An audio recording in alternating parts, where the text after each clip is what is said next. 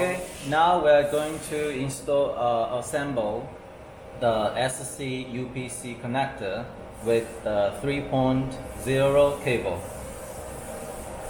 First, we install the boots, then the ring, now the crimping ring, and then the stopper. Last, the spring. So for the first step of the assembling of the spare parts of a connector finished.